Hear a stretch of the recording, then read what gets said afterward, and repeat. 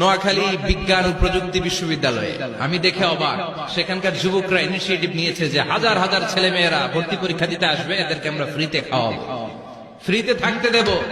নোয়াখালী করে গালি দিয়েন না, আগে আগের মতো করে দেখা। অসাধারণ কাজ করেছে, গোটা বিশ্ব দেখেছে, ঠিক কিনা? নোয়াখালী, এই ছেলের জন্ম যদি নোয়াখালীতে হয়ে থাকে তাহলে সে তো তার মাকে চাঁদাবাজ বলেছে। আল্লাহ বেয়াদবকে আল্লাহ হেদায়েত করুন, বলেন আমিন।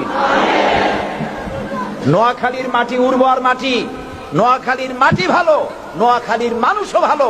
নোয়াখালীর মেয়ে লোকদেরকে যারা চাঁদাবাজ বলে, মুসলমানের সন্তান সে নয়। আমি নোয়াখালীতে ওয়াজে যাই না, কেউ রাগ হয়ে যেতে পারে, কেননা ওইখানে যাওয়া মানে সমুদ্রে পানি দেওয়া। পুরো নোয়াখালী মৌলানাই মৌলানা, ঠিক না? ঠিক। নোয়াখালী কেউ থাকলে রাগ হবেন না, কিন্তু সব হুজুরই হুজুর। আলেমদের না আমরা ছোটবেলা দেখছি নোয়াখালী বলতেই হুজুর। ওই দেশও বেনবাজি মুক্ত নাই। নোয়াখালী মানুষ, সারা পৃথিবীর মানুষেরা নোয়াখালীরে ভয় পায়। বেশি ভয় পায় চট্টগ্রামের মানুষ। নোয়াখালী দেখলেই কয় তোর কাছে মাপ চাই, তোর সাথে কথা বলতে রাজি নাই। সারা পৃথিবীটাকে নোয়াখালী নাচায়। কোরআনের জন্য নোয়াখালীতে ভালোবাসার মানুষ বেশি না কম?